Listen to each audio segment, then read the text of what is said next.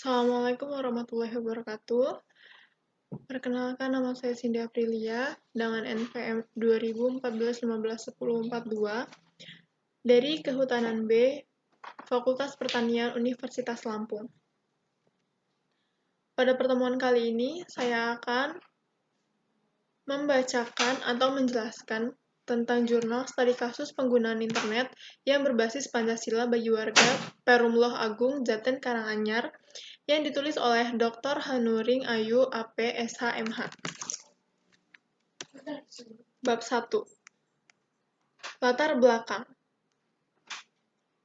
Indonesia merupakan negara yang masuk dalam salah satu negara yang memiliki banyak populasi penduduk. Populasi penduduk di Indonesia sendiri mencapai 200 juta jiwa.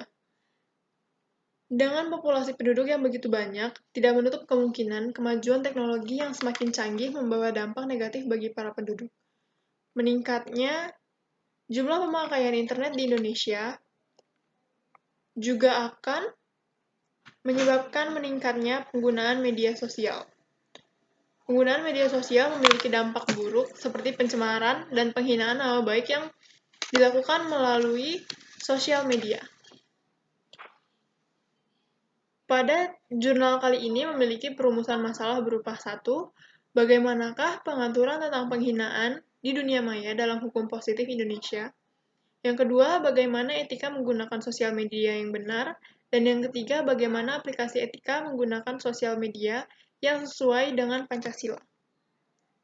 Tujuan penelitian dari jurnal ini adalah 1. Mengetahui dan menganalisis tentang pengaturan tentang tindakan pidana penghinaan lewat dunia maya di dalam hukum positif Indonesia. 2. Untuk memahami etika berselancar di dunia maya. Yang ketiga, untuk mengetahui penggunaan sosial media berdasarkan pada nilai-nilai Pancasila. Manfaat penelitian ini adalah 1. Bagi masyarakat Desa Jaten, Kecamatan Jaten, sosialisasi tentang etika berselancar di dunia maya akan menambah wawasan dan pengetahuan untuk lebih berhati-hati dalam menggunakan sosial media. 2. Untuk mengetahui etika menggunakan media sosial berdasarkan dengan nilai-nilai Pancasila. Yang ketiga, bagi Uniba, para dosen dapat membagi ilmunya kepada masyarakat dalam melaksanakan Tridharma Perguruan Tinggi. Metode penelitian. Pada penelitian kali ini digunakan metode pengabdian kepada masyarakat, berupa penyuluhan dalam bentuk ceramah dan diskusi, tanya jawab, serta dilanjutkan dengan praktek demonstrasi penggunaan etika yang baik dan benar dalam berselancar di dunia maya.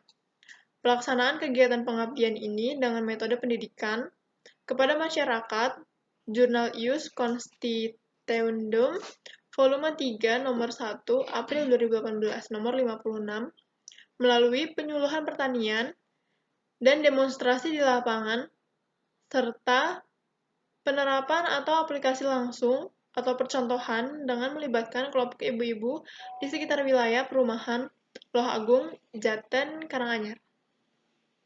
Hasil dan pembahasan. Pencemaran nama baik. Tak hanya melalui sosial media, pencemaran nama baik juga dapat dilakukan secara lisan. Pencemaran nama baik melalui sosial media sebenarnya jika dilaporkan, maka pelaku akan dijerat dengan UU ITE. Sasaran dalam pencemaran nama baik pun dapat digolongkan menjadi yang pertama, pencemaran nama baik terhadap pribadi seseorang dilakukan pada satu orang atau lebih kepada seseorang. Kedua, terhadap kelompok atau golongan. Pencemaran terhadap kelompok atau suatu golongan adalah suatu pencemaran nama baik yang ditujukan kepada suatu kelompok atau golongan tertentu. Yang ketiga, terhadap suatu agama. Kasus pencemaran terhadap suatu agama dilakukan atau ditujukan untuk suatu agama tertentu. 4. Terhadap orang yang sudah meninggal. 5. Terhadap para pejabat yang meliputi pegawai negeri, kepala negara, dan wakilnya. Pencemaran dan atau penghinaan nama baik sebenarnya tidak selalu dilakukan secara sengaja. Ada kemungkinan bahwa pencemaran nama baik dilakukan secara tidak sengaja. Contohnya seperti ada seorang ibu-ibu yang meneruskan atau ikut menyebarkan suatu berita yang masih tanda kutip kebenarannya. Hal ini dapat menyebabkan sang ibu menjadi salah satu tersangka apabila korban melaporkan hal tersebut. Hal ini terjadi karena kurangnya pemahaman masyarakat tentang etika menggunakan dunia maya atau sosial media. Guna meningkatkan pemahaman masyarakat tentang etika menggunakan dunia maya atau sosial media, diadakan penyuluhan, pelatihan, dan demonstrasi dengan sasaran ibu-ibu di sekitar wilayah Perumahan Loh Agung, Jateng, Karanganyar. Masyarakat sekitar Perumahan Loh Agung, Jateng adalah contoh dari masih minimnya pemahaman tentang etika berselancar di dunia maya. Minimnya pengetahuan serta pemahaman ini membuat masyarakat seringkali menulis, memposting, atau menyebarkan berita yang tidak jelas kebenarannya atau hoax. Hoax adalah usaha untuk menipu atau mengakali pembaca atau pendengarnya untuk mempercayai suatu. Padahal, sang pencipta berita palsu tersebut tahu bahwa berita tersebut adalah berita palsu.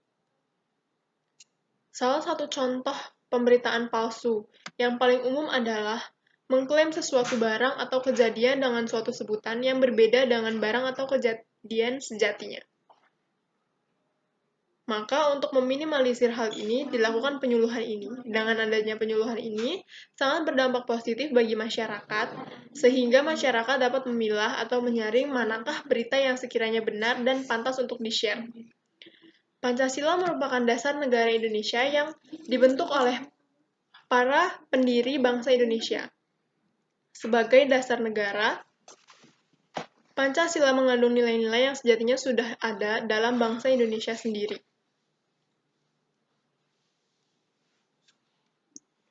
Pancasila sebagai dasar negara dapat dirubah ke dalam bentuk suatu apapun. Mau tidak mau, Pancasila adalah dasar negara yang mempunyai kedudukan istimewa dalam hidup kenegaraan dan hukum bangsa Indonesia. Pokok pikiran dari sila kemanusiaan yang adil dan beradab.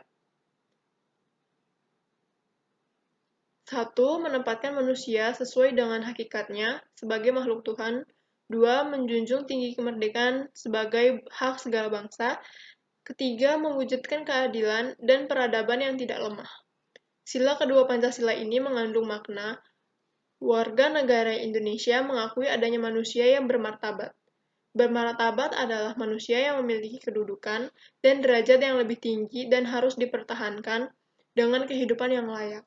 Memperlakukan manusia secara adil dan beradab di mana manusia memiliki daya cipta, rasa, karsa, niat, dan keinginan sehingga jelas adanya perbedaan antara manusia dan hewan. Makna dari sila ini diharapkan dapat mendorong seseorang untuk senantiasa menghormati harkat dan martabat orang lain sebagai pribadi dan anggota masyarakat. Dengan sikap ini diharapkan dapat menyadarkan bahwa dirinya merupakan makhluk sosial yang mempunyai hak dan kewajiban yang sama.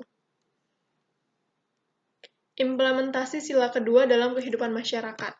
Sesuai dengan butir-butir sila kedua yang telah diuraikan pada pembahasan di atas, sila peri kemanusiaan ini memiliki makna yang sangat berarti sebagai landasan kehidupan manusia. Sila ini dijadikan sebagai pedoman bertingkah laku dalam masyarakat. Selain itu, peri kemanusiaan adalah naluri manusia yang berkembang sejak lahir, sama halnya dengan naluri manusia yang lain, seperti naluri suka berkumpul, naluri berkeluarga, dan lain-lain. Oleh karena itu, peri kemanusiaan merupakan naluri, maka tidak mungkin manusia menghapuskannya. Dengan perasaan peri kemanusiaan itulah manusia dapat membentuk masyarakat yang penuh kasih, serta saling menghormati di antara anggota-anggotanya. Oleh karena itu, tepatlah rumusan sila kemanusiaan yang adil dan beradab manusia dalam falsafah Pancasila. Nilai-nilai budaya yang terkandung dalam sila ini membentuk watak bangsa kita menjadi bangsa yang lemah lembut, sopan santun, tegang rasa, saling mencintai, bergotong royong, dalam kebaikan, dan lain sebagainya. Sehubung dengan hal tersebut di atas, maka kita harus mengamalkannya dengan 1. Mengakui persamaan derajat, persamaan hak, dan persamaan kewajiban antara sesama manusia. Yang kedua, saling mencintai sesama manusia. Kata cinta menghendaki adanya suatu keinginan yang sangat besar untuk memperoleh suatu atau rasa, untuk memiliki dan kalau perlu pengorbanan untuk mempertahankannya. Yang ketiga, mengembangkan sikap tenggang rasa. Dan yang keempat, menjunjung tinggi nilai kemanusiaan.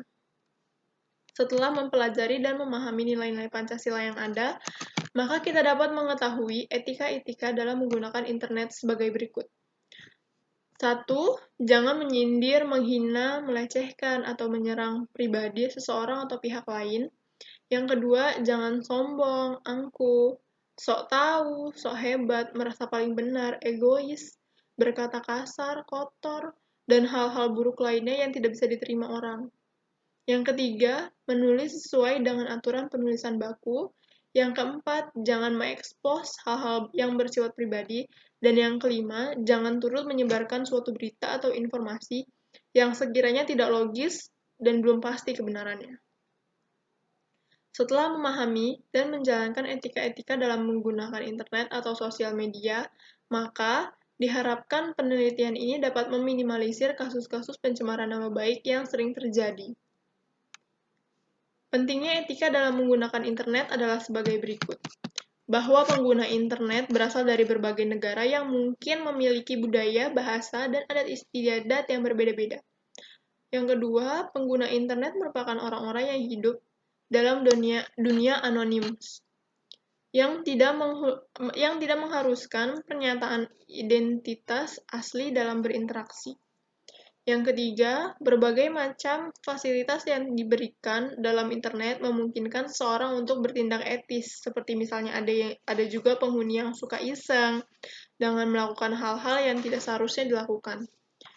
Yang keempat, harus diperhatikan bahwa pengguna internet akan selalu bertambah setiap saat dan memungkinkan masuknya penghuni baru di dunia maya tersebut. Bab 4, kesimpulan.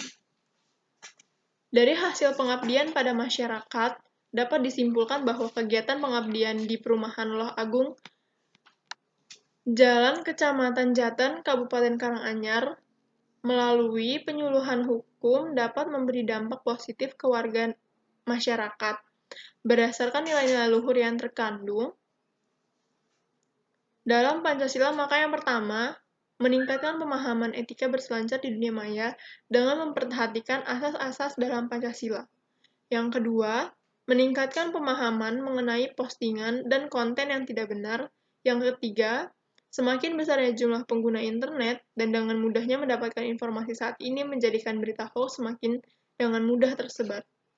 Dan yang keempat, biasanya budaya-budaya pada negara yang sudah melek internet atau media sosial membuat berita hoax semakin mudah tersebar. Oleh karena itu, kita sebagai masyarakat yang cerdas harus pandai memilah mana berita yang benar-benar asli, mana yang berita yang belum tentu asal sumber dan kejelasannya. Jangan sampai kita menjadi pelaku penyebar hoax atau pelaku penghinaan nama baik. Jangan sampai banyak orang-orang yang merasa stres karena banyak yang melakukan pencemaran nama baik terhadap dirinya. Mungkin itu saja yang dapat saya sampaikan. Kurang lebihnya saya mohon maaf. Apabila ada salah-salah kata, kepada Allah saya mohon ampun. Assalamualaikum warahmatullahi wabarakatuh.